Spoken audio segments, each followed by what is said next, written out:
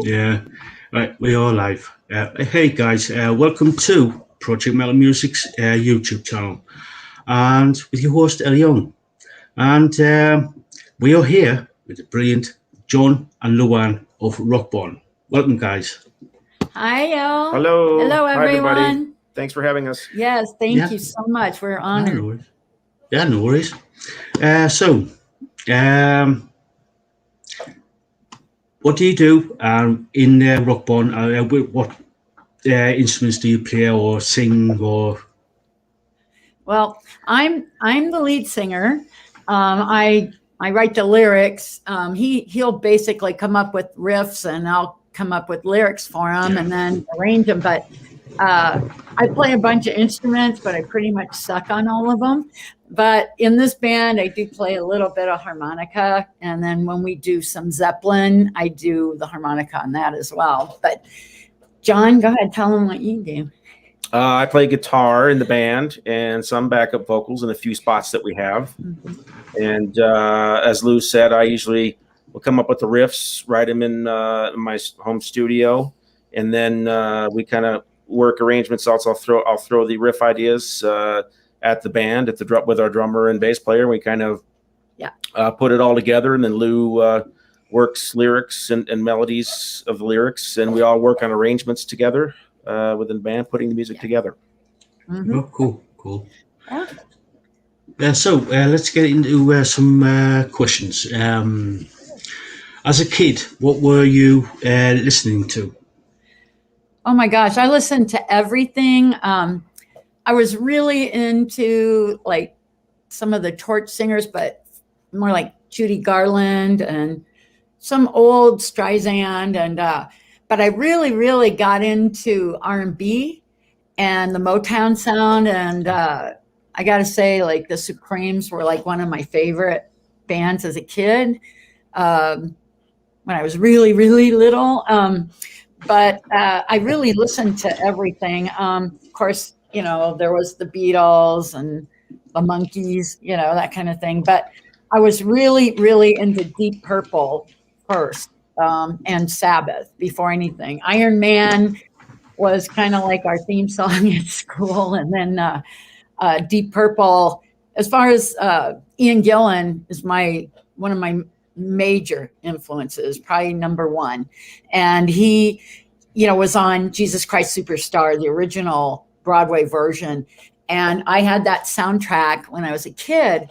And every day when I came home from school for 3 years straight, after I did my homework and before we ate dinner, I would sing the entire album. And I learned everybody's part, but especially Ian's and Judas. And I was fortunate enough to do the show when I was younger, and that was a lot of fun. I was an understudy, and I had a bunch of parts in that, and that was in college. And then I'd say also I was also really influenced by a lot of theater and Broadway, but also the musicals of like the 50s and 60s. I really love those. I've done a lot of theater all over the world. I've done Fiddler on the Roof. I did Jesus Christ Superstar. I did Evita. I was a understudy for Ava, and that was in Palo Alto in California with a very well-known theater group. And also, there's so many, I can't even name them. I've done a lot of comedy too, but mostly musicals. And I love singing anything from theater. I sing light classical, all the way to smooth jazz. So I have a lot of different influences. But growing up, Bachman Turner Overdrive, Zeppelin, Sabbath, Montrose, and especially Deep Purple, those were my go-tos. How about you? As far as my early influences, probably starting in the late 70s, grew up listening and being very kind of aware of like Queen, 79, 80, the Game album, which 79 or 80, I think they came out. And then, of course, Back in Black, AC/DC, 1980. Def Leppard's Pyromania in '83. And then as we go in the '80s, really got into a lot into everything from Ozzy Osbourne with Randy Rhoads and Jake E. Lee stuff. Of course, Van Halen, huge Dokken guy, was big into Dokken. I'm trying to remember what else. A lot. Oh, Rat, Scorpions, Tesla. Grew up on so much of that. And then as the early '90s came in, I kind of really, actually about 1990, kind of stepped away from the '80s stuff and kind of got into Jimi Hendrix for really heavy for about 2-3 years. And then after that, it was early '90s. It was Jimmy Page and Zeppelin. Hit me really hard, and I was been into that for years and years. And with the open tunings and different stuff, experimentation that Jimmy Page did with Zeppelin, that just completely enthralled me and really opened doors for me for just to kind of experiment with alternate tunings, which is what Jimmy Page did so much of. That kind of gave me more excitement about playing, doing the alternate tunings and the kind of the similar stuff that Jimmy Page did. So. So a lot of '80s stuff, and then more reverting back to '60s and '70s stuff after that, such as Hendrix and heavy Zeppelin, and some Deep Purple as well. Yeah, and I was also heavily influenced by Paul Rodgers, and so I did listen to some Free a lot, and then definitely Bad Company, but also The Firm, and there's a lot of stuff from the '80s that I'm just totally enthralled with. I love great singers. I love Steve Perry from Journey. I loved Starship. There was so many good singers in the '80s, and so many places to be influenced by. As far as female singers being influenced, I really loved Grace Slick.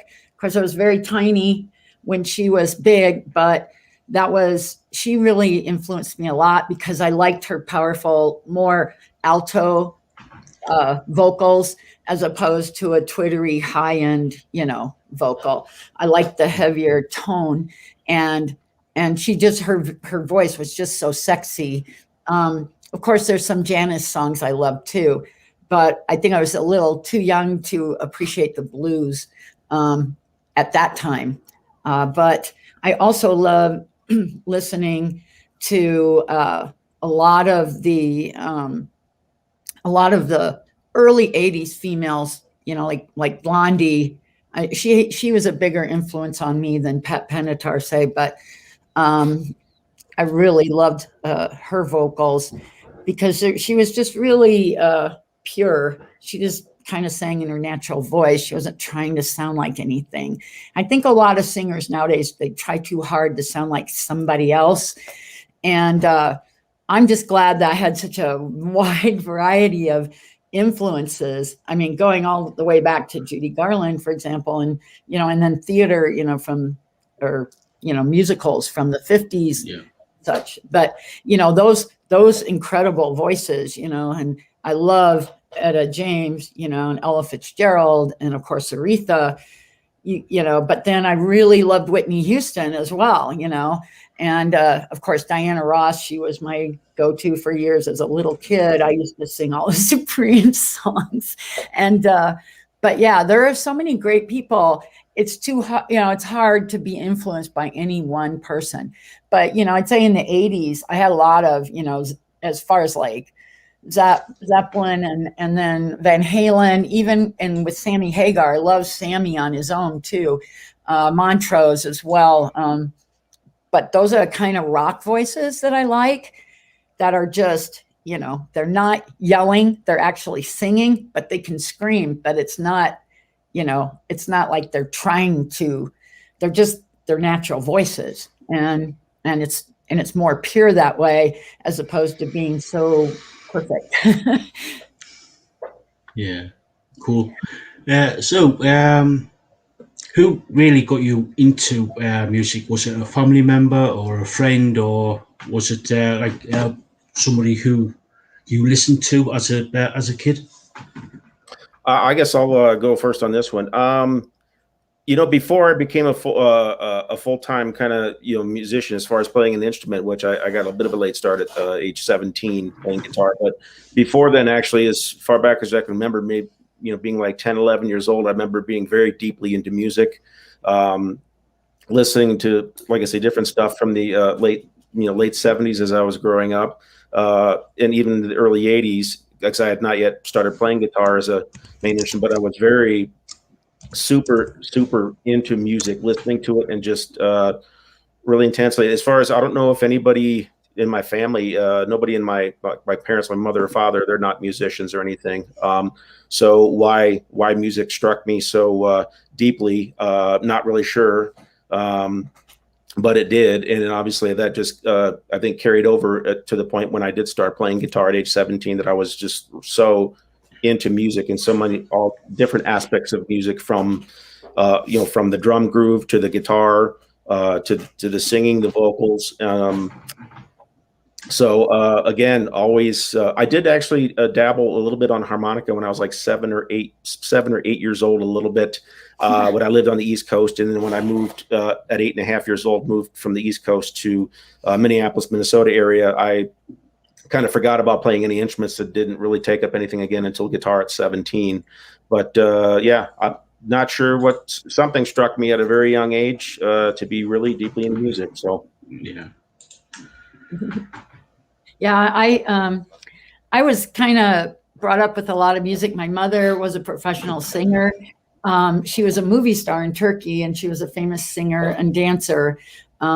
She started singing live on the radio when she was 13, and she had that Judy Garland little girl, big voice thing going on. And so she sang all the time, and I'm sure that inspired me a lot to sing. And I also was just kind of this free-form dancer when I started out when I was very, very young. So my parents sent me to dancing school, and I went to dance school until I was about 12, when they closed our dance studio.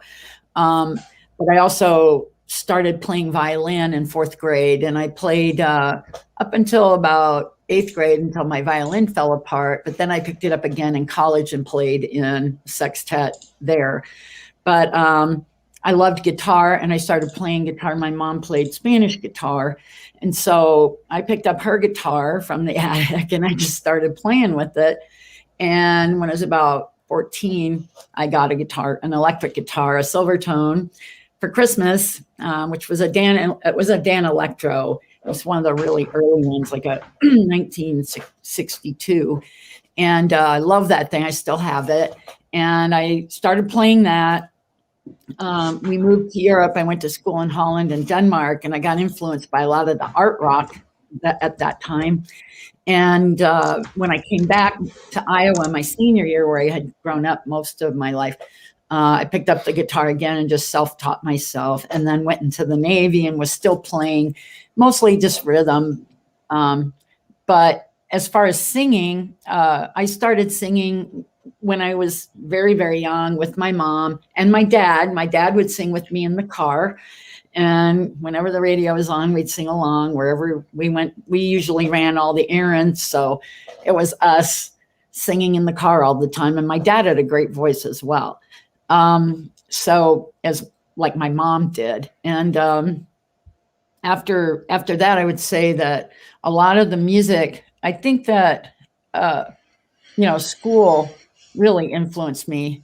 I believe that, I was in a lot of plays and musicals, as I said, and I was also in every choir every year of school, all the way from grade school till my senior year. I was in choirs.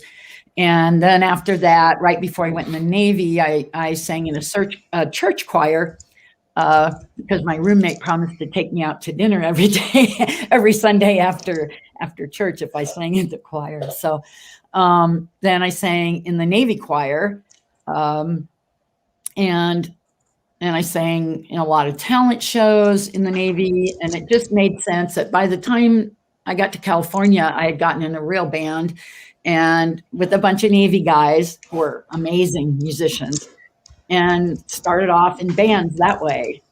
But after that, I was just hooked. And I had already started writing songs when I was 13.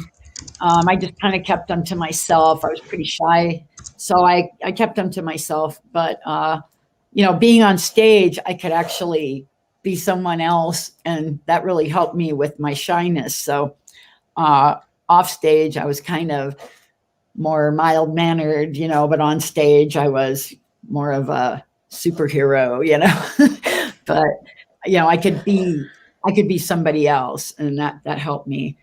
But that's what influenced me. And you said you had friends that he ran with in high school, and one of them played guitar. Yeah. And that inspired you. You said. Yeah, actually, now that I think about that, when I was 17, I had in the Minneapolis Twin Cities area, I had moved to a different school system, and started meeting some new friends. And one of the somehow or another, some of the people I started hanging out with were musicians, and one of them was a guitar player. And I remember we all went and hung out at this guy's place. I think he was about 3 years older than me. He might have been about 20 at the time. And this guy was a really, really good guitar player. And I sat there and watched him playing Van Halen stuff, Yngwie Malmsteen stuff, Randy Rhoads stuff. And it just like really blew my mind. And right after we kind of were hanging out and seeing him play down in his basement, we were all hanging out, driving around in their car, cranking Van Halen 1 and listening to like Eruption and stuff like that. And somehow between hearing that and then watching this new friend play guitar, something just clicked in my brain. It said, man, I want to do that. I want to play guitar. And it hit me like lightning. Ever since then, I was just one track mind, just obsessed with and in love with. All of a sudden, I just want to play guitar. This is what I want to do with the rest of my life. There's nothing else I want to do, period. From that one point on, I've known ever since it's all I wanted to do for the rest of my life. So that was a real striking moment as well, that really inspired me to kind of really tripped the trigger for me to become a guitar player. Again, having, growing up and as a young kid being really heavily and deeply into music, but that one moment or two basically with those friends, man, that just tripped me somehow with wanting to play guitar, and that was it from then on out. Yeah, for me, I knew right away when I started dancing school, and we had our recitals at the local college auditorium. It was an Ivy League college, college in Cedar Rapids, and it held like 2,000 people, I believe, that auditorium. And every Father's Day we had our annual recital, and being on that stage and having all those people, 2,000 people out there, 5 years old. I went out there and I'm dancing and singing, and then I heard the applause, and that was it for me. I knew right then. And then I had dreams about performing, starting when I was 6, and being on stage all the time in my dreams. So I knew pretty young that that's what I wanted to do with my life. Cool. So, what bands were you in before Rockborn? Oh, wow. Go ahead.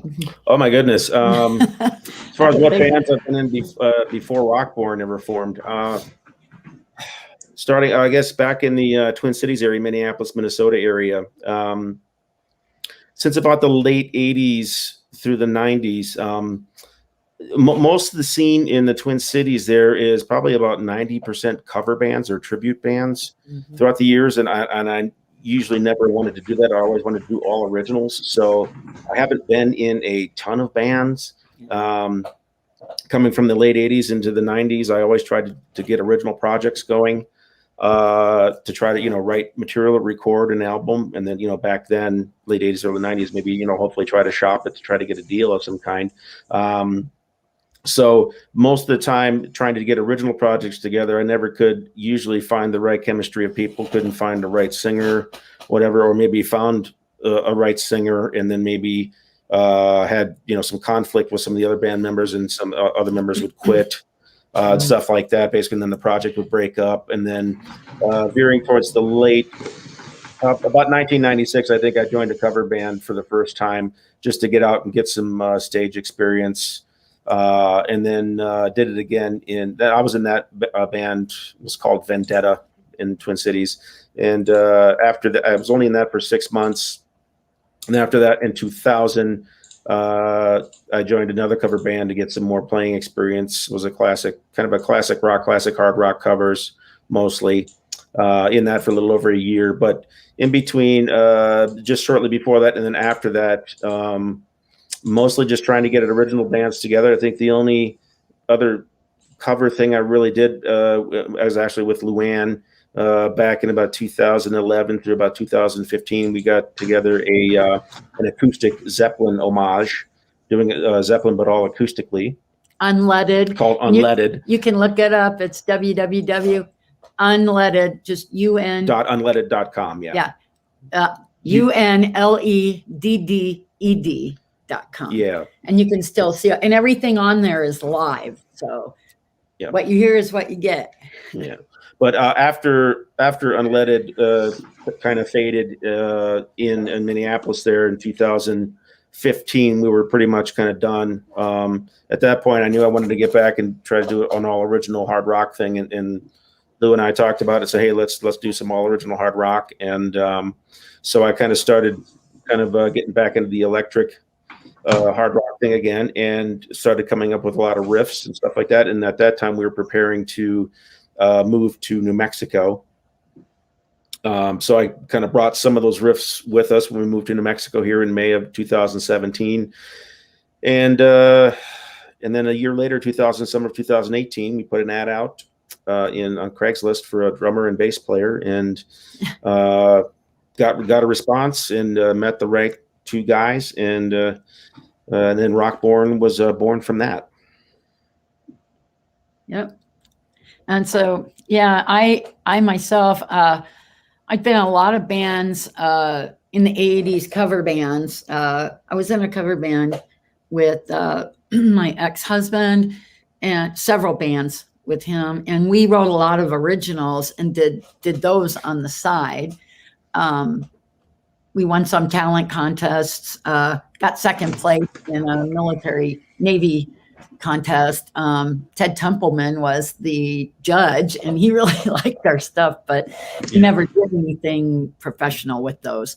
But I kept performing, and eventually moved to Minneapolis and started singing with Blues Deluxe there. Some former members of Muddy Waters band. I sat in with them on their jam nights, and that was really fun.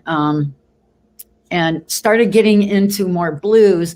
And prior to that, I had sang in all these cover bands, and I had people say, oh, you sing good, you're really good, blah, blah, blah.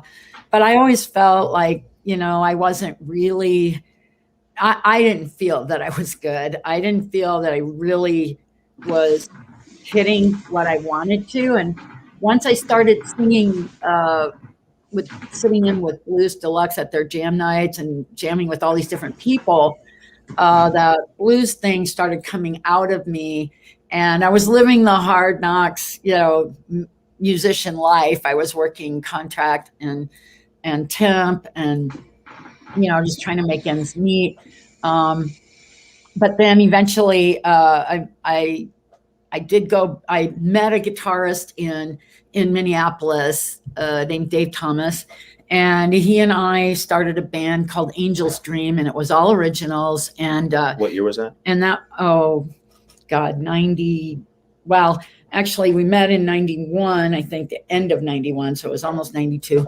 I had been singing with the band that is an underground biker band called Crow, and most old bikers will know who they are. They had 3 gold albums back in 69 to 72. In fact, one of their songs, Ozzy did a cover of it, Evil Woman, and I think even Tina Turner did a cover of it. But anyway, I did a tour with them, and got to play at Sturgis, their 50th anniversary. There was about 350,000 people at Buffalo Chip that year. The entire crowd, I think, was over 585,000, but that was their biggest year ever. And that was the anniversary. And I met Dave right after that. And pretty much after we worked on one project together, we recorded 2 songs. I quit Crow and started working on songs with Dave. And then we couldn't find the right combination of bass player and drummers in Minneapolis. We'd find one or the other, but never could get it all together. So I knew people in California that I'd played with before with my ex, and excellent drummer by the name of Derek French. And he is, John Bonham on a stick. I mean, he's actually Irish, born in Ireland, and he holds his elbows up and plays like Bonham, the same way, same style, even look like him, with white hair. But anyway, he was thrilled to meet Dave, who was, he's Welsh. And our band, we got a great little Irish bass player that was just blow away, had a great voice too, Stephen Crooks. And with that band, we came up with a bunch of really great songs, and we were just hitting it off. And then I think Dave got spooked by, the whatever it is when people start getting famous, they get scared, and he ran off. And so back to Minnesota. So pretty much then I ended up playing in a cover band out there called Chameleon. It was very fun.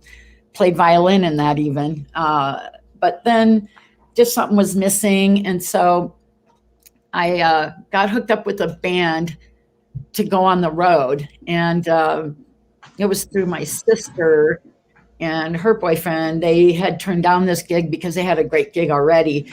My sister has a great band, a cover band in Nashville called the Vicky Reed Band.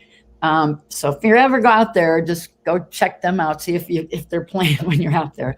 But anyway, she hooked me up with this band, but they kind of turned out to be this weird, I don't know, I would call them white supremacist Nazis. And so I escaped from them after I went on the road with them. After 2 weeks, I ran away. I left. And after you found out what they were like. Yeah, after I found out what was going on. Our next gig prior to me running away was a gig in St. Mary's, Georgia, and it was to play at a KKK rally. And I was just like, oh, I'm so out of here. And 2 of the barmaids and bartenders at the hotel where we were staying at helped me escape. So anyway, I went to Minneapolis because I knew that there was, jobs up there. So I went up there, and that's how I ended up in Crow. But after Crow, me and Dave did Angel's Dream. And then after he left, I guess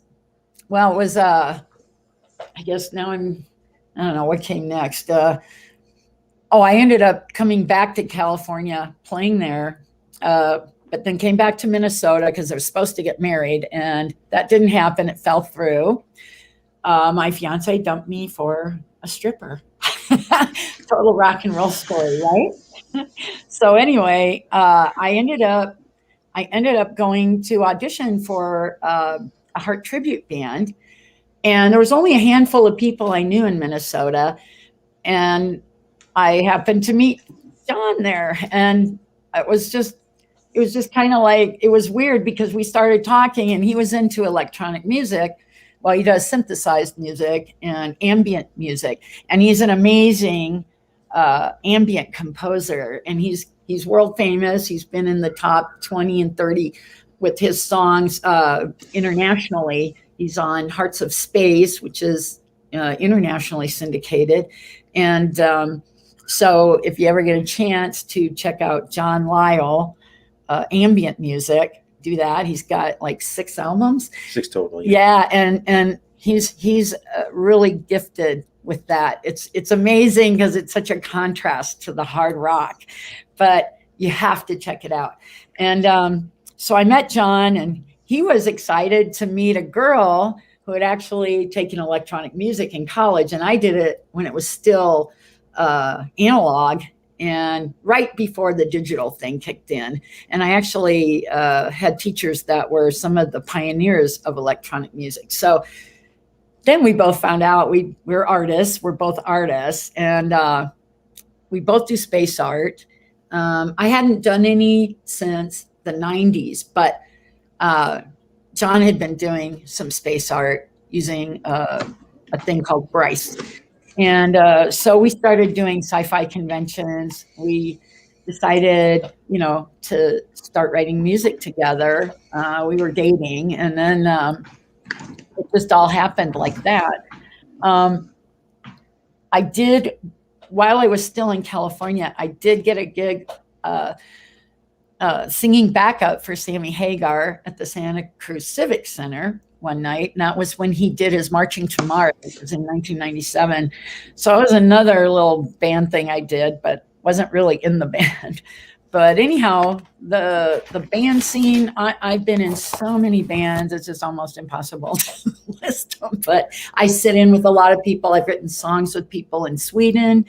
I've written songs with other people. I was sang on other people's albums. And I guess, yeah, there's just so much, but it all came down to this, to Rockborn. And I had to come to New Mexico to find the right people. And it's amazing what you can find on Craigslist. That's all I got to say. Yeah. So getting on to Rockborn, what has Rockborn been up to, especially over these last 18 months? Well, I'd say the last several months, like I said, we just released a new single on August 6th, a new single and video called, of course, called Rock Me Harder. Mm-hmm. And back in June, it looked like things were kind of maybe kind of going in our rearview mirrors with the pandemic thing, and maybe kind of opening up and kind of that kind of thing. So tell them when we released our album.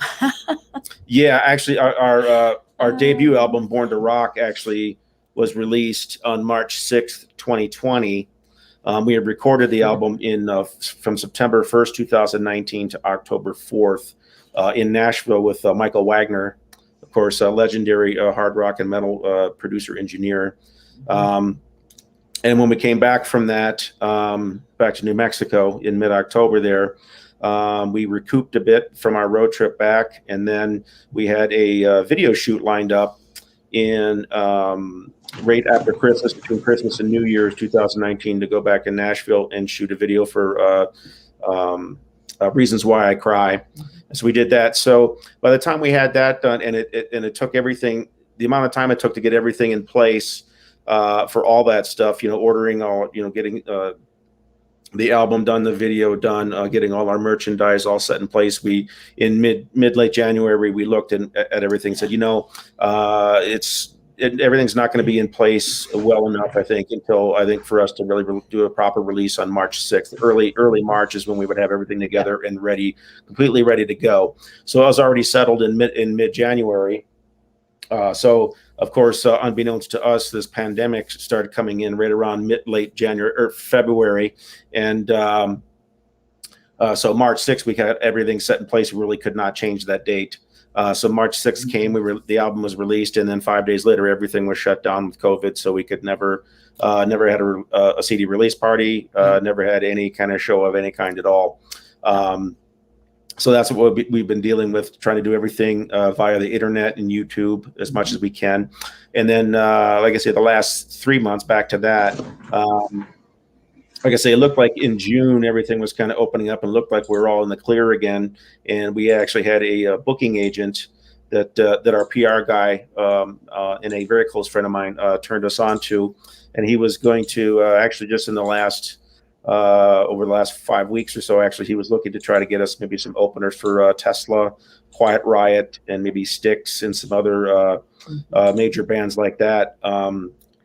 But I guess as fate would have it, we were all maybe a bit premature in thinking that this whole thing was behind us, because then just in the last 4 weeks, things started surging up again with COVID all over the place. So everything is just a complete mess. So other than going and doing this gig in Sioux City, Iowa for the Tommy Bolin Festival. Other than that, there's not much else on our docket, so to speak, coming up because we can't really go and tour. It's just too much of a mess with with vaccine passports and a number of places and just all kinds of stuff and COVID surging and all over the place. So I think the only thing we can really do right now is self-promote. It's just self-promote everything we can do via internet and YouTube, and I think maybe just rehearse. And even though we have a new single, and we have actually 3 more brand new songs that we're going to be releasing as singles, maybe every 2-3 months. But we might just write maybe 4 or 5 more songs over the coming months and do a few more videos and do maybe another 2 or 3 videos for these, and then try to put that all onto an album to maybe release in 2022 and go from there and see if things do open up from there finally, or if not, we don't know. So that's kind of where we're at right now. We just got back from being gone for 2 weeks. We went to Sioux City, Iowa, and we performed at the Tommy Bolin Music Festival. And that's something I've been doing for the last 10 years. I think this was my 11th year. And actually my 10th year of performing. But this year our band played there, and it was a great experience. It was a lot of fun. The people there are amazing. I sing there every year with a lot of the amazing former rock star musicians that show up there every year and that live in that area or have lived there or that have played with Tommy Bolin. Tommy Bolin was also an influence of mine when I was in high school. He wasn't very well known by a lot of people in the more recent years because he died so young back in '76. But he was very amazing in Deep Purple and a member of Jane's Gang, which were bands that I loved to listen to back in those days. But anyway, I also sit in and sing with the festival Tommy Bolin Tribute Band, which is comprised of Johnny Bolin, his brother on drums, and just a plethora of people who used to play with Tommy throughout his career, his brief career. And it's amazing how much he did in his short lifetime. But anyway, right now, since we have gotten back from that, we are practicing up for a September 3rd live video stream from Red Gorilla Studios. We're doing a show on there. So that'll be at 8:30 and they're on Facebook. So it's Red Gorilla Studios on Facebook, and it'll be 8:30 September 3rd. So 8:30 p.m. Mountain Time. Yeah. Yeah. Just one of those. It's one of those live stream, events that a number of bands have been doing with either very few or almost no people there because of COVID restrictions and attendance restrictions. So that's one of those. And it's all we can do right now. Yeah. I mean, there really isn't anywhere to play in town right now. There's so many restrictions and mandates. And so anyway, we'll just have to see how all this plays out. We hope to release an album in early spring of next year. So we're going to be working now that we're back from Iowa. And once we get this live stream done, we're going to be working on new songs, probably about 4 more new songs. Yep. And like I said, we already have, or like John said, actually, we have 3 other songs that are already in the can. And they were also mixed by Michael Wagner in Nashville. Yeah. At Wire World Studio. Yeah, we couldn't go there in person to do these because of COVID. Because of COVID, so we couldn't go to Nashville to do anything in person with him. So we had to record the 4 new songs that we have, Rock Me Harder included in those 4. We had to record the tracking here in a commercial studio in Albuquerque, and then send them off to Michael in Nashville to mix, he was working on those back in. I think it was right after Christmas, January into late January, and the first couple days in February this year, he finished those up. Yeah, so we were fortunate to work with him before he retired a second time, even though it was, limited to because of COVID. But it was still fun recording these last 4 songs. And I think people are going to really like these other 3. Rock Me Harder is just, your straight ahead kick-ass song. And I basically wrote the lyrics with just women empowerment in mind. Women mainly need to learn to ask for what they want and realize that they deserve to get what they want. I think in rock, a lot of times, for years, for decades, men have had some, a lot of sexual innuendo in their songs regarding women. This one's kind of a turnabout, fair play, but it's about, the time that women should be able to express what they want and not be afraid to. So it's a little woman empowerment song, I would say. But then we've got a couple other songs, a ballad, and it's called I'll Never Have You. Yeah, and it's something I wrote many years ago after my divorce, but it was not about my ex. It was about someone that I was interested in at the time. But it's a sad song. It's everybody has had somebody they couldn't have that they really wanted, saw themselves with. Then there's another song. It's called Drinking, and that's probably going to be our next release and our video. And it's really a cheeky song. It's about drinking. It's not encouraging drinking. It just explains why people drink and kind of the effects of that. And then there's one last song that to me sounds like kind of a hard rock Irish jig, because I envision leprechauns leaping around in the fields, kind of, doing their little dance. And mixed with some Sabbath kind of vibe, though. Exactly. Yeah. A 70s Black Sabbath. Exactly. Kind of vibe. Yeah. It's a really fun song. And it's kind of, the lyrics are philosophical. It's called Questions. So those are the next ones to look for. And then, as I said, in the spring. So for the future, that's what we're looking at right now. And hopefully doing a lot more live streams, whenever we can do those, we'll do those to keep everybody aware that we're still here in this COVID mess. That's about the only shows we can do right now because of this resurgence again of COVID everywhere. Yeah, it's just some live streams at this, like Lou mentioned, it's called Red Gorilla Studios. So it's a really a great service that the Red Gorilla Studios is doing for the bands. They have a really pretty cool stage set up and lighting and PA, and it's amazing. It's a pretty amazing setup considering it's just for live stream stuff. So it's great that Albuquerque here has a place that's doing that.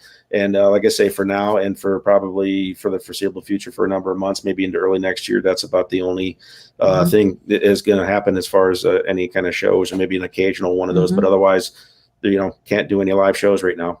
And also we're going to look into touring. Doing some quick tours or quick gigs in Texas, because they're right next door to us. And so, we might go away for, a few days, go play in Texas, because there are a lot of open venues there. And I'm sure that, that'll be a good place for us to get out. Yeah. Play out. You've mentioned that you've been sort of like writing for future songs in the new year. Yes. Are you writing any more for that new album that you mentioned?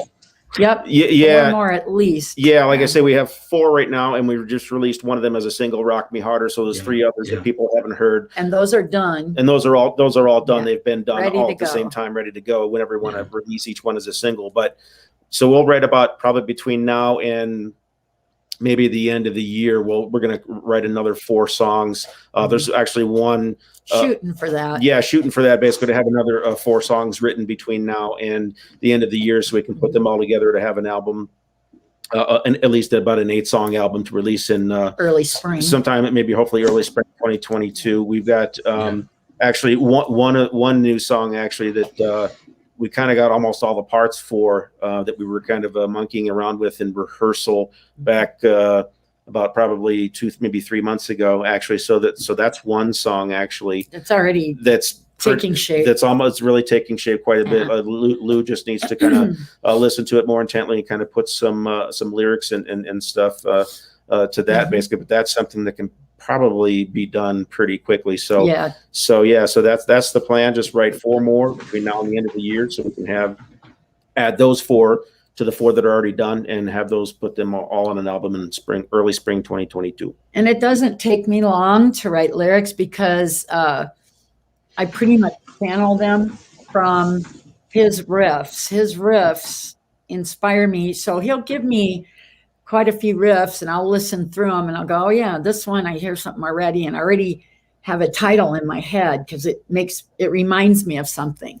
So I work really hard to find riffs that he has that, will fit my lyrics and make my lyrics fit his riffs so that they go together. And you'll hear that really intensely in the song Drinking when we release that in a couple months. But the music fits the lyrics just great. And so yeah, it doesn't take me long. I channel my lyrics. Usually I just continue writing and all in one stream. And I think maybe only twice in my life have I ever changed any lyrics. I might have switched them around a little, but never changed any of the lines I've come up with. But they just kind of come to me and then I just write them. But yeah, that's what we're working on right now. Yeah, you've mentioned you might do a couple of gigs here and there, like either in Texas or you got something Red Gorilla. Yeah, the live stream, Facebook live stream stuff here. That's the only thing we got for right now. In New Mexico that would be available to us, every so occasionally. But like Lou mentioned, if we got some opportunities to maybe do something in Texas, since that's right next door to us, maybe we could do that. But as of right now, we don't have anything with that at all, basically. So right now, it's just an occasional live stream thing here in New Mexico, and that's it. Since everything is all freaky again with COVID, so sadly, very very sad. It's kind of the issue that all bands are going through right now, and so many shows are being canceled or postponed. And our PR guy, he has set up so many. He had so many gigs set up, and like John said, last year we could have been on tour with Tesla all summer in Europe, but because of COVID, that just killed it. But coulda, woulda, it just, every band is going through some kind of nightmare rescheduling or replanning or re-envisioning what they want to do right now. I mean, there's so much chaos in the entertainment world with, public venues. Lots of bands are coming down with COVID. Kid Rock's band, he and his band, they were all vaccinated and still came down with COVID. It's kind of weird, that this really happening like all at once again. It's just like a big surge. But I'm sure this too will pass, and maybe we won't get so comfortable next time that it starts to slow down. But we don't know what will happen in the future. I mean, no one can say right now. Yeah. But we're just going to keep on trucking and keep writing music and keep trying to, get online.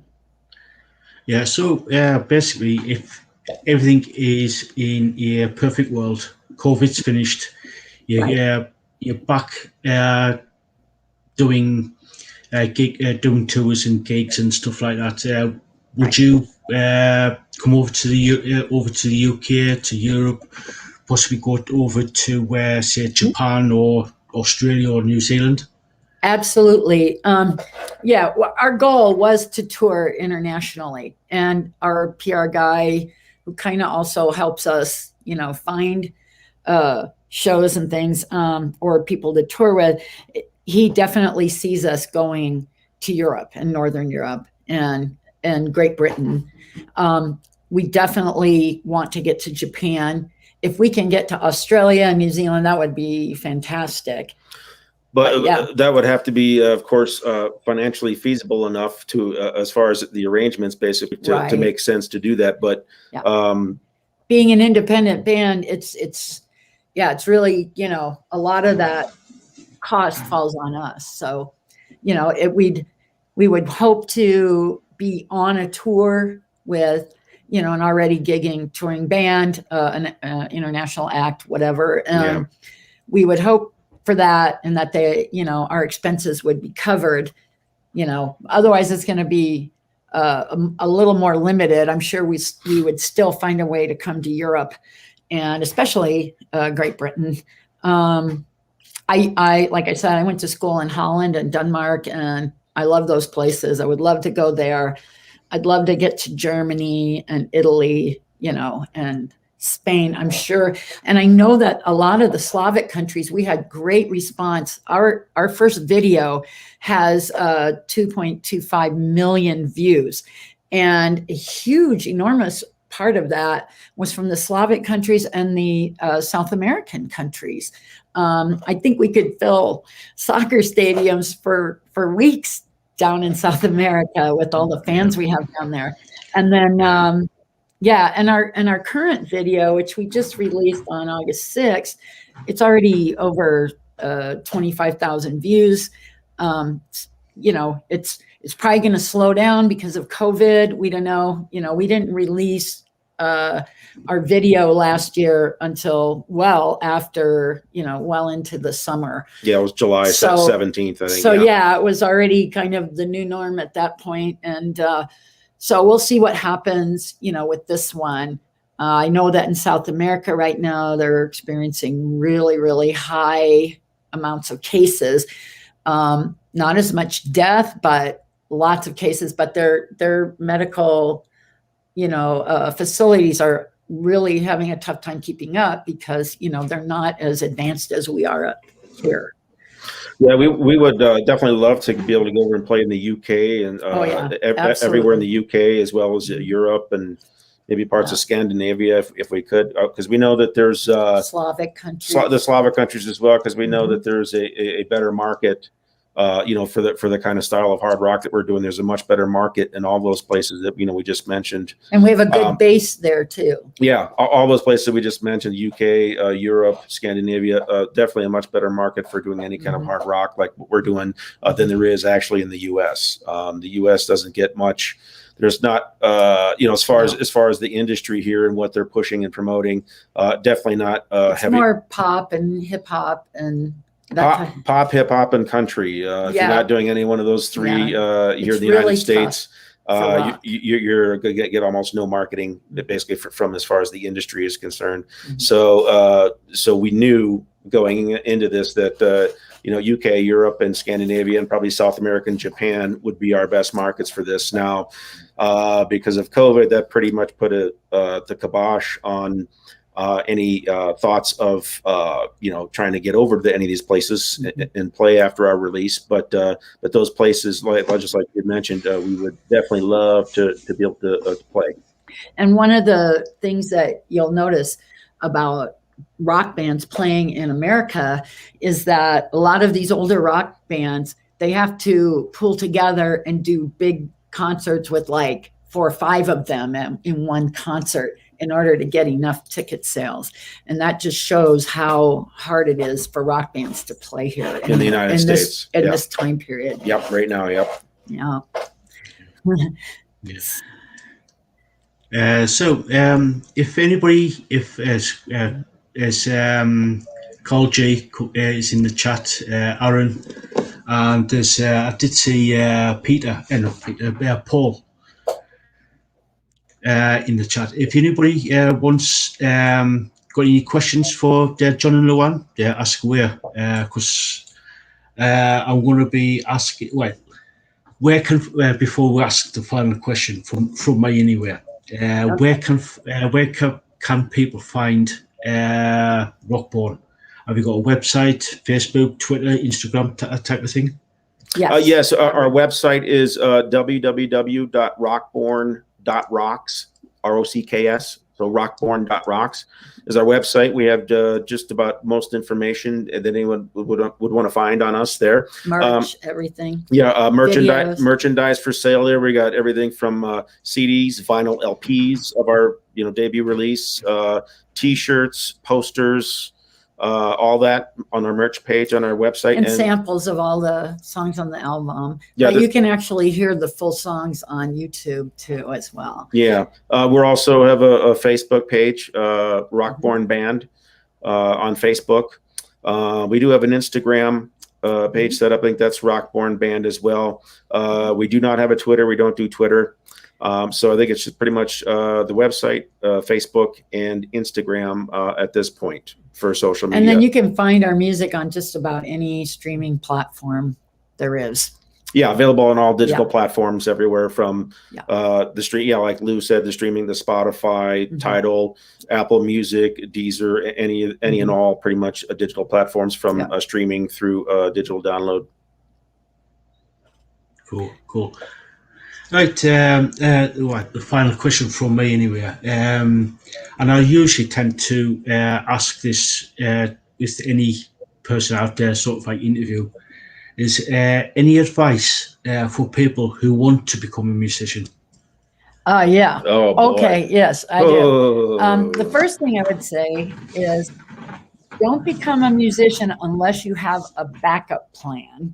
I used to be a contractor, and it's really hard to make a living doing music. That's all we really want to do. We're not trying to be world famous rock stars. If we do, that would be great. But the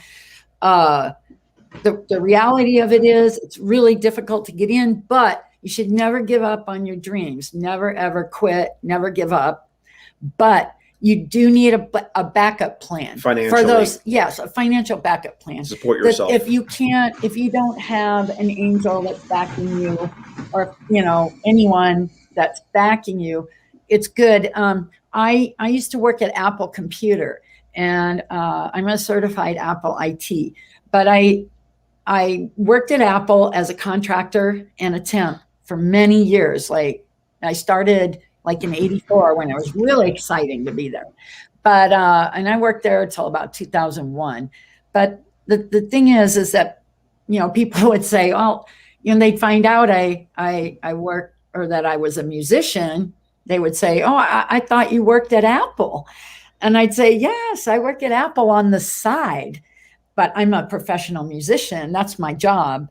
That's my real job. So make your real job being a musician, but do something else on the side that can help support your habit of being a musician, if you know what I mean. Yeah, you'll have to do that.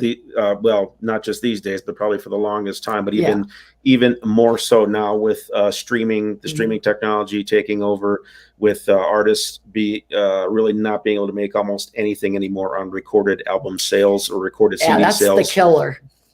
So the revenues are like really super down, even more in the toilet for musicians trying to make any semblance of income. So, like Lou said, if you want to be a musician, you want to play an instrument, don't fight it. Do it. Do it, basically. Yeah. But just getting into it, know that you have to have some other type of whether it's a job, line of work, whatever, some other source of income to support yourself and pay your bills. In the meantime, you got to do that. Yeah. I would in this day and age, with all this, I would not try to do, I guess, what I would call the hard pursuit of just being music, being only as a career, right. And trying to pursue that as a complete career. And unless you don't have to work, unless you're, financially secure, you don't have to worry about that. Yeah. But even if you're not, always go for your dreams and never give up, because it can always happen. And my ex-guitarist, he I always thought, oh, I'm getting too old for this. And he said, hey, accidents happen. You never know what's going to happen. And anyone can make it if it's their desire and it's their dream. If it's really in you, it will happen. If you put in the plan. You have a goal, but you put the plan to action. You work for it. It isn't really an overnight success. I mean, there are some rare people that on YouTube, can make it. They're kind of flukes, really. It's not the norm. Anyone can do it. It doesn't mean that it's going to be you necessarily, but you shouldn't give up. You should just keep trying and keep doing it. But also, be realistic and have a way to support yourself in the meantime. Have something to fall back on. Still go to college, play music all through college. Keep playing music. Be a professional musician, but have, some kind of skill on the side that you can fall back on. That's my biggest advice to everybody. And also find a mentor. Mentors, people that have been in the business for a long time, people that have made all the mistakes and done all the wrong things, or have been almost famous, or, that kind of thing. You need to talk to those people and have them mentor you. And never stop taking lessons, because I don't care how good you are, you can always get better. And that is a fact.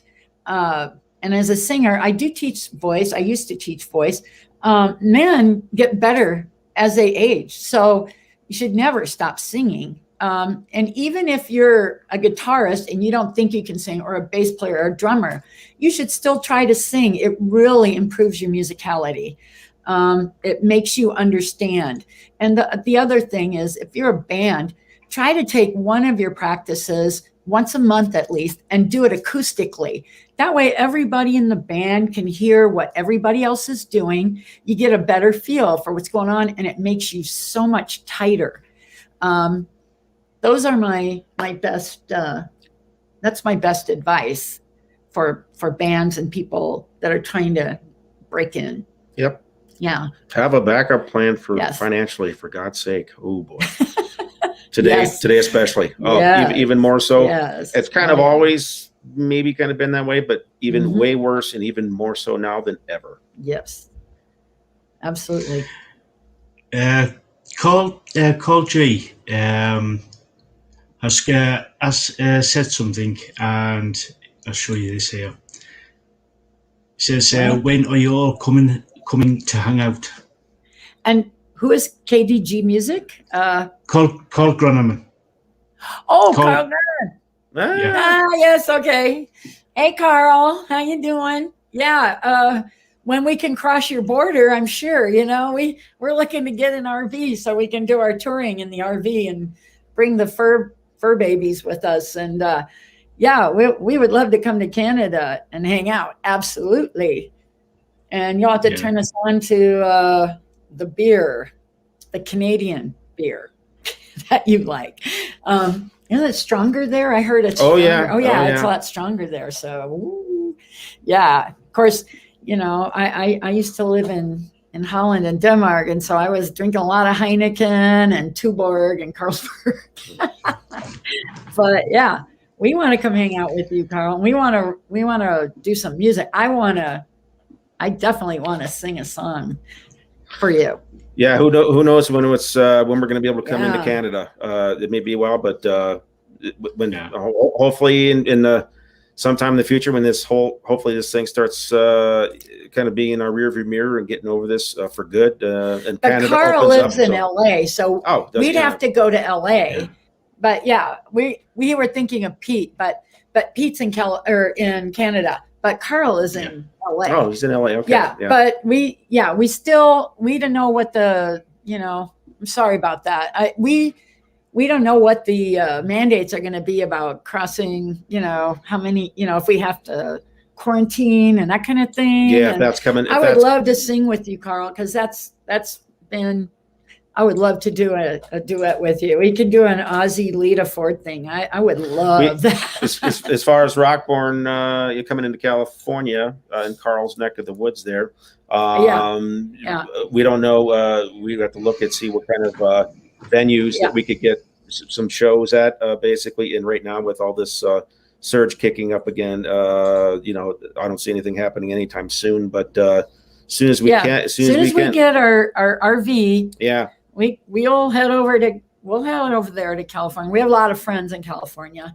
At least I do. A lot of musician friends in Southern and Northern California. So, yeah. Oh, he's in the San Francisco area. Oh, you're in San Francisco. I thought you were in LA. Okay. Bay Area. Well, absolutely, because I have tons of musician friends in the Bay Area. So, yes, we will definitely have to do that. As soon as we can. Yeah, as soon as we can. As soon as things lighten up here with this damned virus. And like I said, now I know that it's not. You're not Pete. It's pretty dead right now. Oh my goodness. Yeah. Okay. Well, yeah. Now that we know it's not going to be Canadian beer, definitely, but you can tell us what's the happening drinks right there. As far as like, it may not be beer, right? I don't know. See, I don't know what's going on in San Francisco lately because I haven't lived there for quite a while, since 2008. So, but yeah, I know they got some good pale ales out there, but I do want to take John to Napa. Maybe we could all go to Napa. That would be fun, and do some wine tasting. How about that? Yeah.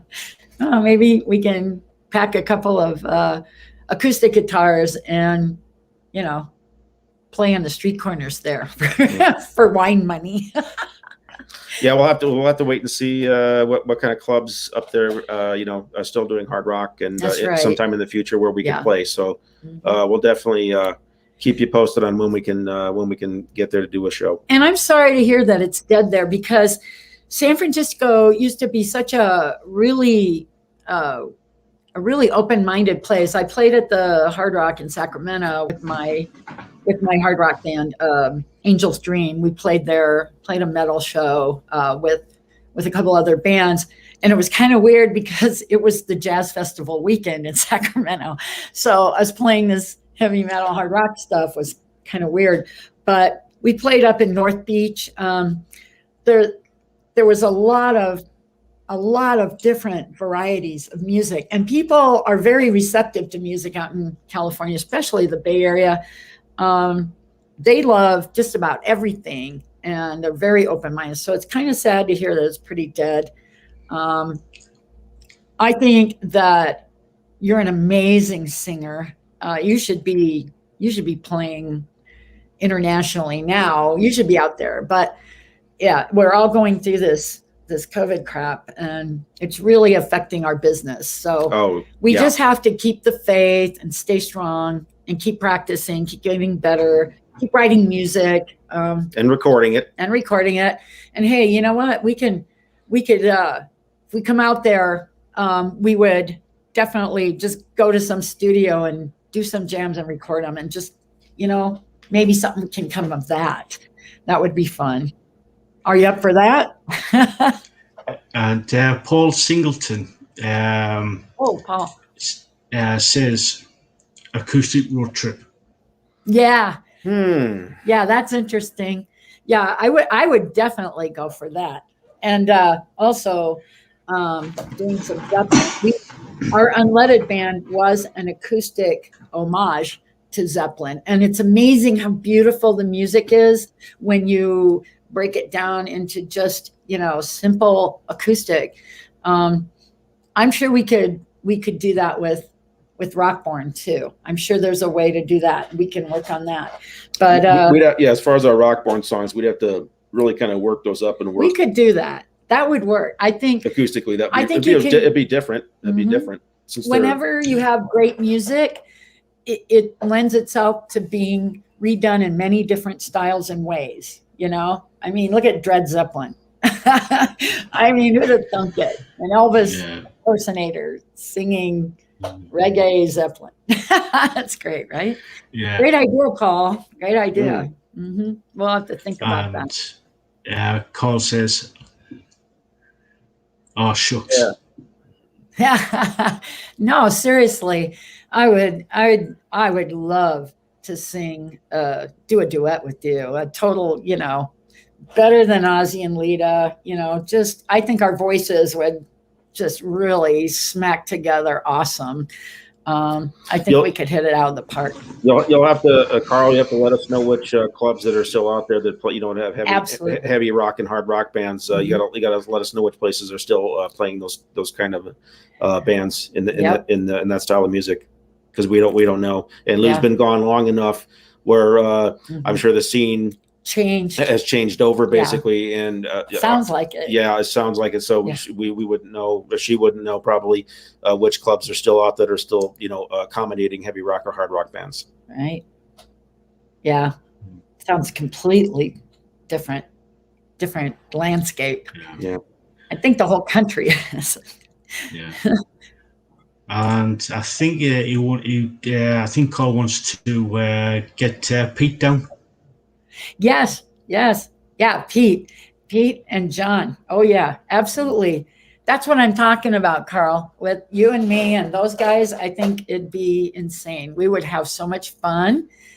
Might take us a little longer to get it done if we're gonna have so much fun. Yeah. But I don't know. I think great minds think alike. I think it would be a great mesh of talent. Absolutely. And about the clubs or bars, he says, I will win.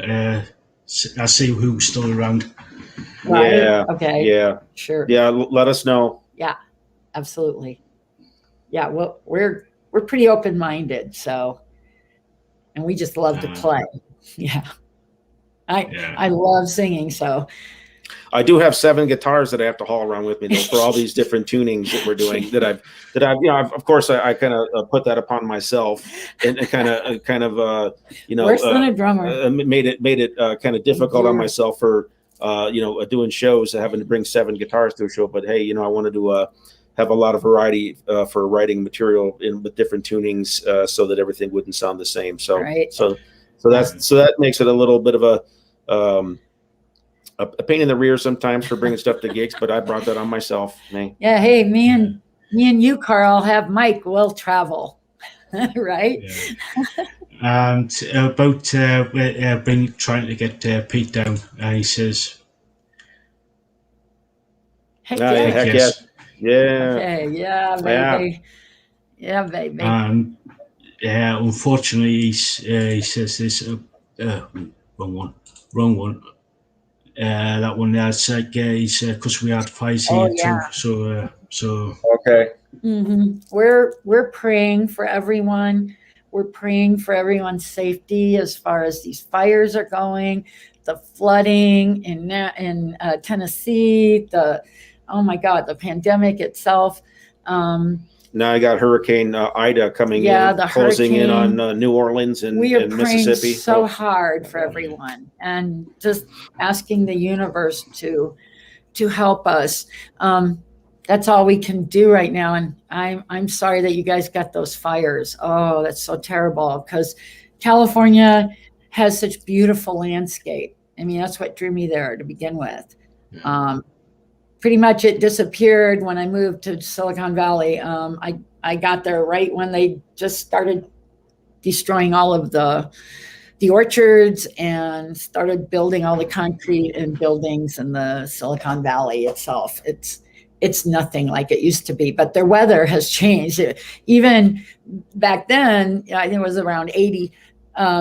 It never got hotter than 85. If it did, we were like, we're dying, But then when, now, or about the time when I left in 2008, we were having summers with, weeks in the hundreds. And you could fry an egg on the sidewalk. You could see the heat waves coming off of the sidewalk.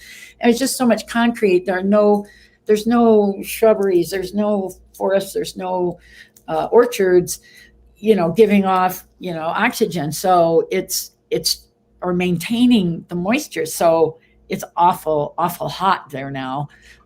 So hard of a landscape to live in.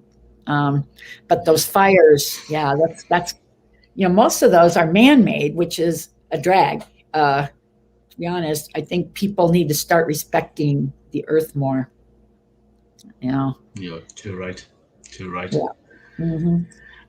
So he also says about yeah, it says along with the pandemic, it's hard for businesses to stay open. Absolutely. And I admire these companies that are still trying to employ their people. They're still trying to stay open. It's got to be a nightmare. I know it is. Here, we've seen there's so many vacant buildings now. It's just insane, isn't it? It's crazy. Yeah, and along those lines too, I think even long before COVID even set in, as far as for live entertainment, live bands, over even when I was in the Twin Cities in Minneapolis, Minnesota area, starting probably maybe within a couple of years after 9/11 in 2001, so probably 2003, 2004, it seemed that, and from what I understand, and I can see that it wasn't just in Twin Cities, it was pretty much many places. Obviously, I think it's happened in the UK as well, where there's been so many clubs that used to be open to live entertainment that have closed. That either for whatever reason they couldn't stay in business. They have either completely closed, or maybe they switched over from live bands. Now they're doing only karaoke, or they're doing a DJ, or clubs that used to maybe have live music maybe 4 or 5 nights a week. Now is only doing it maybe 2 nights a week. So, and like Moondance Jam, which was up in northern Walker, Minnesota, this was their last year, and that's a sad thing because that was an annual thing. We performed at it a couple times as unleaded, and for that to end, I mean, that was something we all look forward to in the summer. And so a lot of festivals across the country are going out of business as well, and so the lack of entertainment, is, I think entertainment's important to keep people's spirits up. Yeah. Mm-hmm. Yeah, it says it's Carl said something about with regarding about half mics will travel type of thing. Oh yeah. 20 mics ready to go, huh? Yeah. Thankfully they're small and you can put them in a nice case. I just have one because I really like mine. But yeah. Yeah, and Paul said this. Oh, get on. Yeah, I'm actually familiar with that one. Actually, thank you, Paul. Yeah, an acoustic duo, an original, and some covers, but acoustic duo that I had in Minneapolis that I'd started about close to a year or so before I met Lou. Actually, the female who sang and played some rhythm guitar, she actually had got one of those Line 6 guitars that you could do electronically, whatever button you press, whatever you could do all those different tunings. So I kind of know what you're talking about there. It would be, I don't know how that would work with it worked doing maybe some acoustic or some kind of maybe softer classic rock stuff. But as far as on the real hard rock stuff we do, I don't know how well that would work out. But it probably would make my life a hell of a lot easier. I'm sure. Well, even if you could do it for, get rid of a couple guitars and maybe do several, of the songs that are tuned down or tuned differently. Yeah. If you could do those, a couple of them on a Line 6, that would definitely be a lot less guitars to carry upstairs and downstairs at the hotels. Oh yeah. Yeah. Yeah, it's been a nightmare.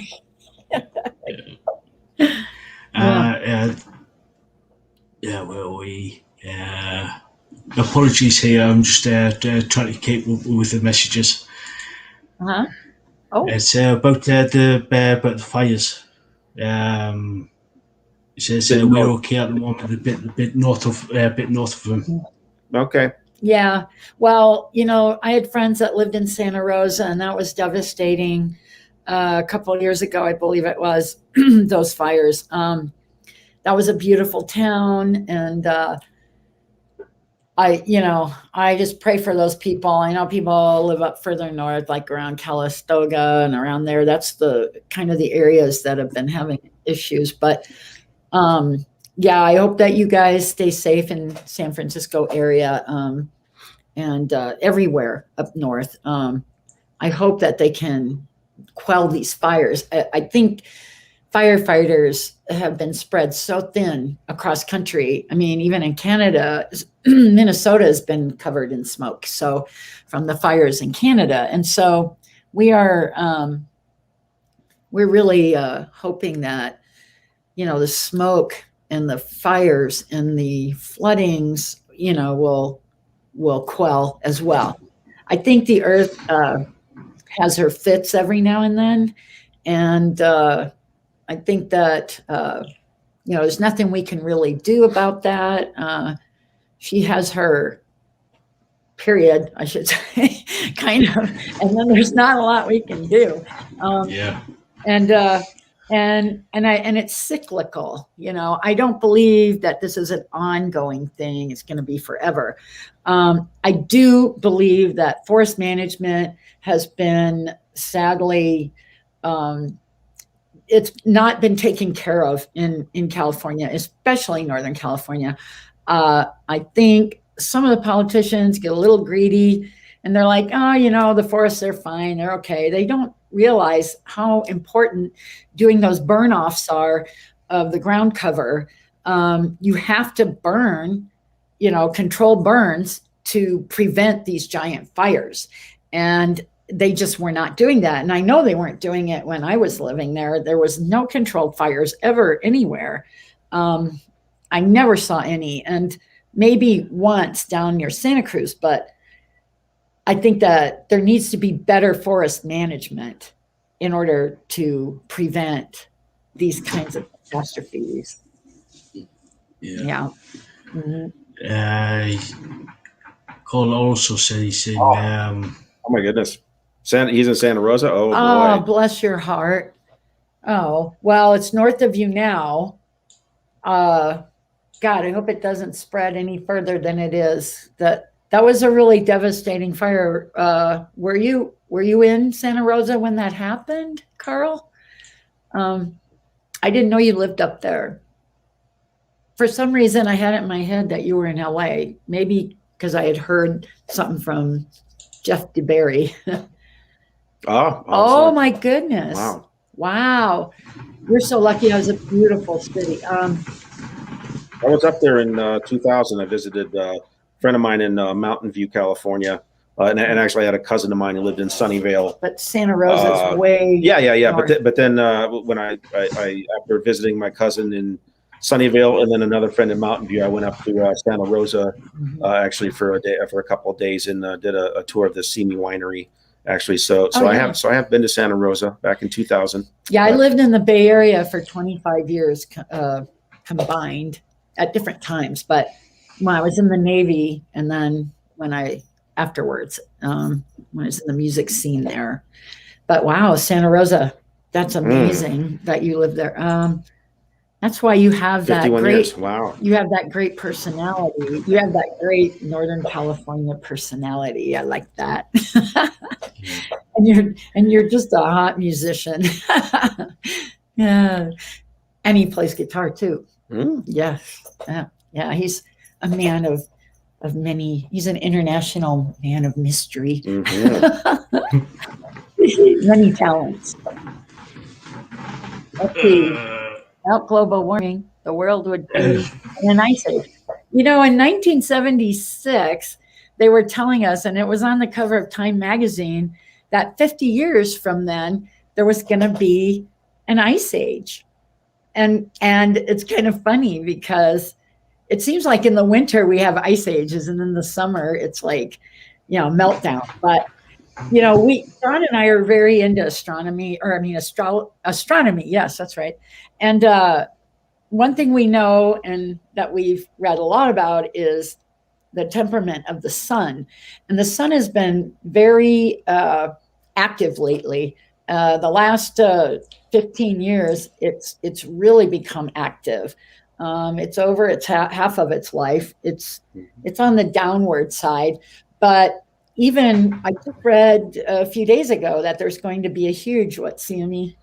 Coronal mass ejection coming off the sun, basically. And it's going to hit the earth. And so we don't know, you know, if that's going to affect our telecommunications and things like that. It will do. It will do. Yeah. Yeah, I believe so.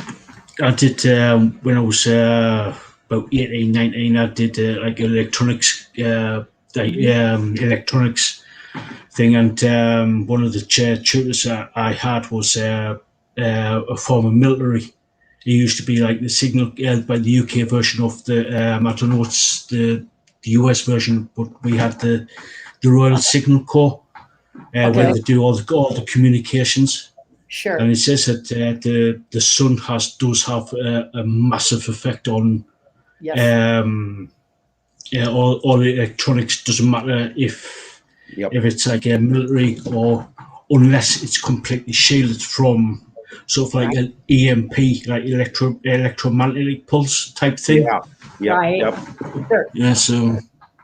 Yeah. Just a month ago, there was I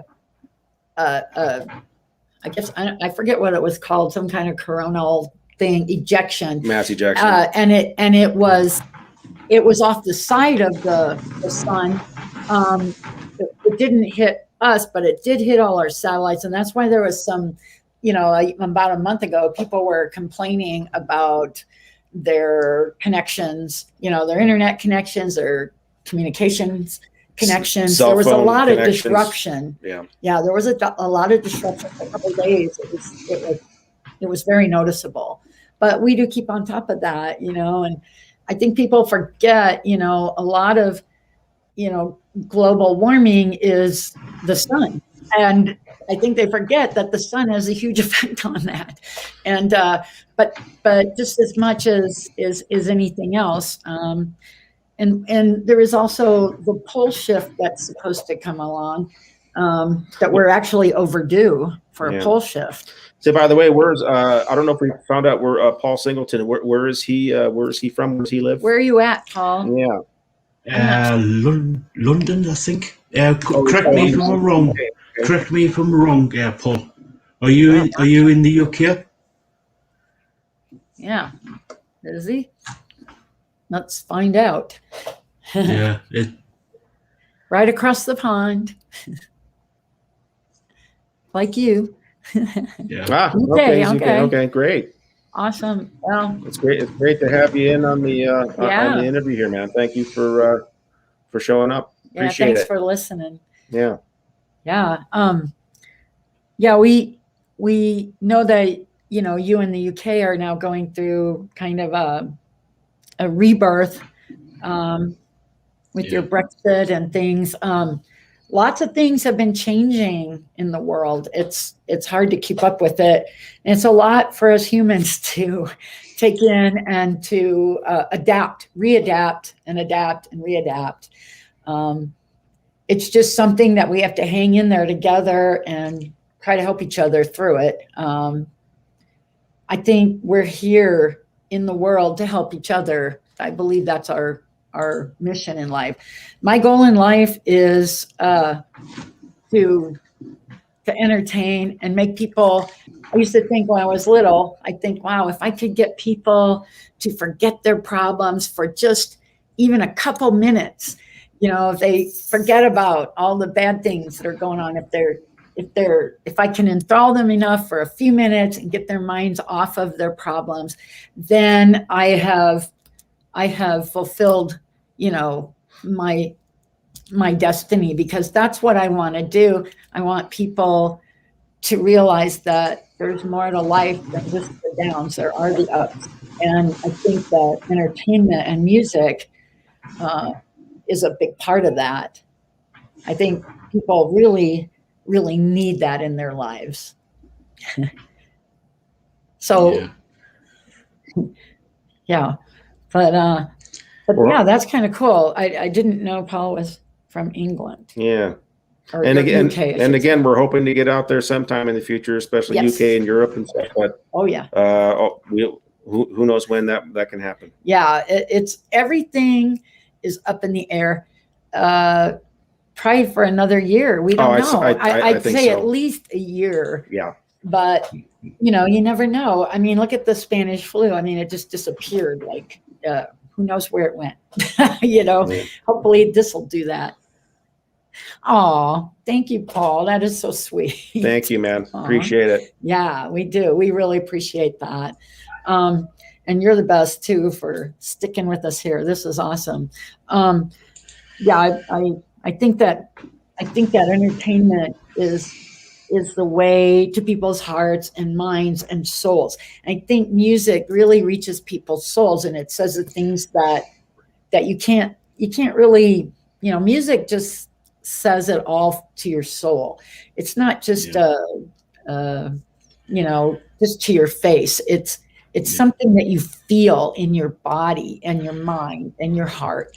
And really talking doesn't do that. You can be a great orator, you can be a poet.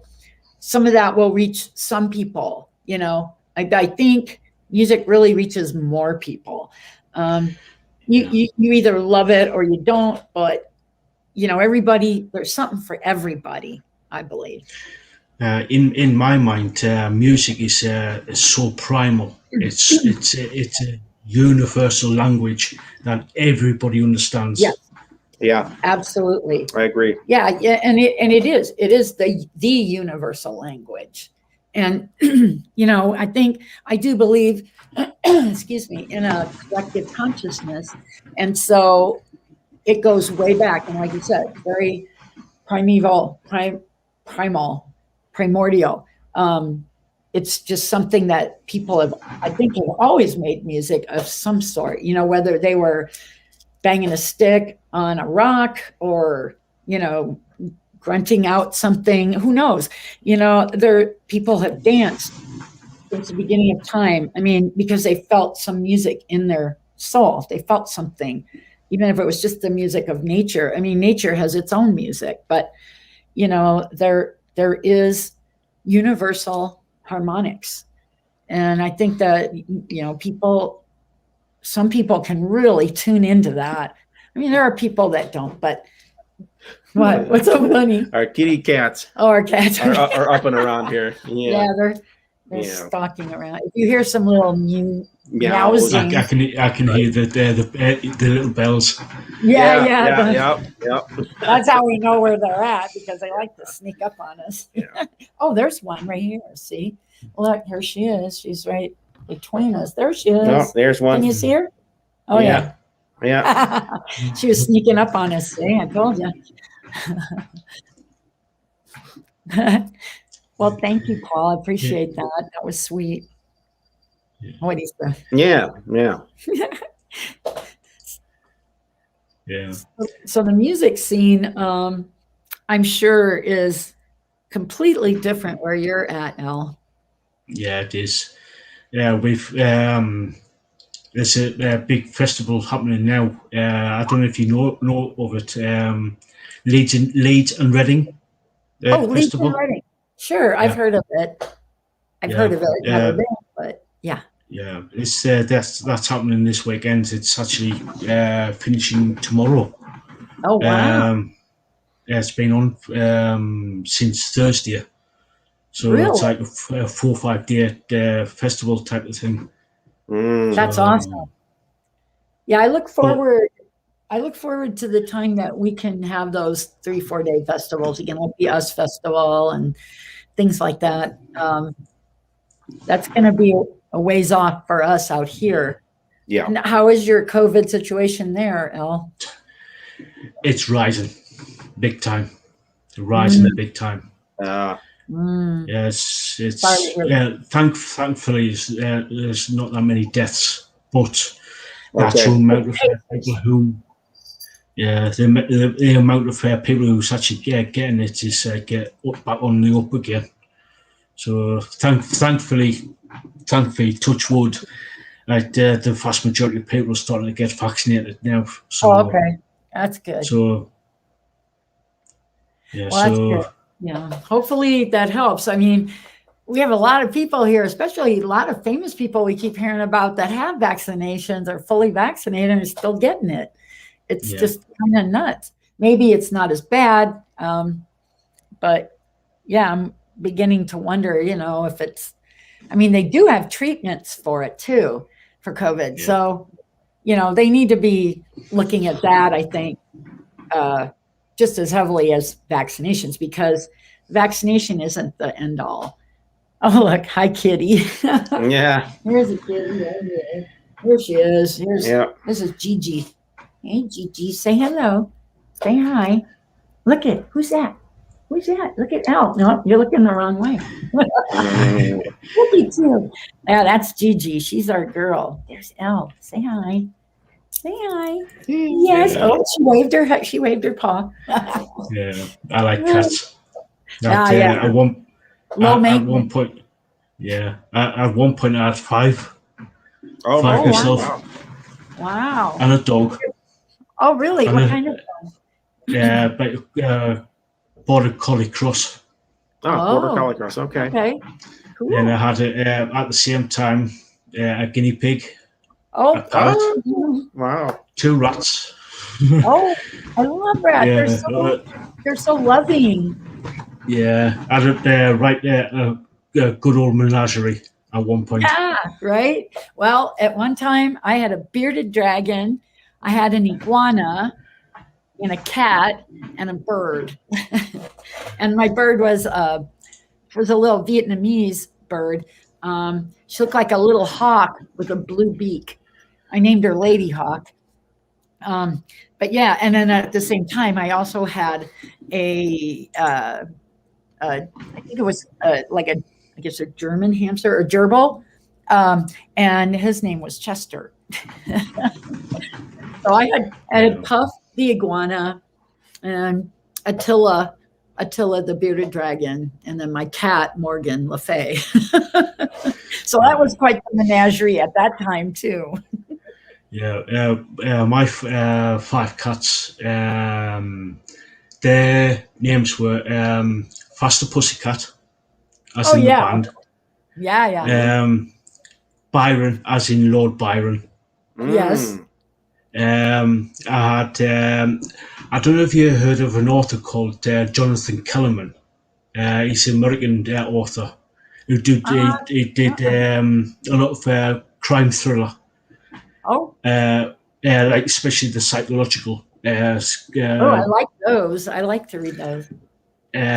He's got his I can't remember the exact name of the series of books, but I had two cats who were actually named after two of his characters. Oh my Called goodness. Cool. the main character was Alex. He was the doctor. He was a psychologist doctor called Alexander Delaware, I think he called him. What a cool And he name. said, and his police buddy, who was like sort of like in charge of like this serious crime division, was called Milo. Oh, Milo. Oh, cool. And then- I like that name. And then there Did was they have a another show one. on BBC? Did they have a show of some of his stories? The characters I know sound familiar to me. Yeah, there's been like a lot of psychological like thriller police dramas type things on the BBC and on the other channels as well.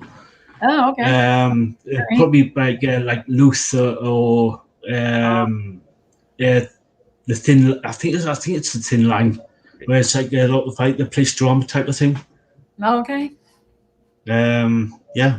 Then there's another. I had another cat who was called Hugo, as in Victor Hugo, as in Victor Hugo. Uh-huh. Awesome. Yeah, I like to name my cats after characters I like. Well, this is Gigi, but the boy, her actual full name is Kashmir Maya Gigi Honeylove. That's her full name because they were born on the Mayan end of the world day, which was 12/21/12. So I had to put Maya in there, but Kashmir for Led Zeppelin. So Kashmir Maya Gigi Honeylove. And then Brando, her brother, he's a black cat, but with a little bit of white on his tummy because their father was like Sylvester. He was a tuxedo cat, they call him, and which makes them both very talkative. But he has these little fangs, and he looks up at you, and his little fangs hang down, and he's black, and then he has two little tiny tufts right here by his ears. They look like horns, so he looks absolutely like a little vampire. So his name was Edward Scissorclaws Brando Lestat. So basically, Lestat named after, Interview with the Vampire. So of course it is. That's great. That's great, Paul. Yeah. So he's my little Halloween cat, and he's absolutely the opposite of demonic. He's the biggest lover boy in the world, but the fangs just slay us. He looks up at us and he's got these little black fangs. And his claws are white, so that's why it's Edward Scissor Claws. Yeah. Yep. Well, E.E. Cummings said we had to give our cats good names. So, E.E. Cummings. Yeah. Yeah. But yeah, that's why I named them the way I did. Well, unless somebody else comes up with any more questions, I think we've called it there. All right. So, All right. thank you so much for joining me actually doing this interview. So, thank you so much. Thank you so much for having us. We are so honored, and we thank you. It's been a total blast. Yeah. We love talking to you, and thank you for taking an interest in Rockborn and listening. And thank you to everyone who has listened and will be listening, because I understand this is like a podcast that you can rewatch. So all the friends that didn't get to make it this time, they can see it later, right? No? Yeah. You can watch it anytime. Basically, anytime awesome. And you still have your show on Thursdays on Digital Revolution Radio. Yeah. Project Metal Music. Okay, so awesome. Thank you so much. We really appreciate it. We had fun, and even our cats are digging it. So I had so much fun talking to you. So much fun. Awesome. Thank you. We did too. Right. So I said thank you so much, and we call it there. All right. Thank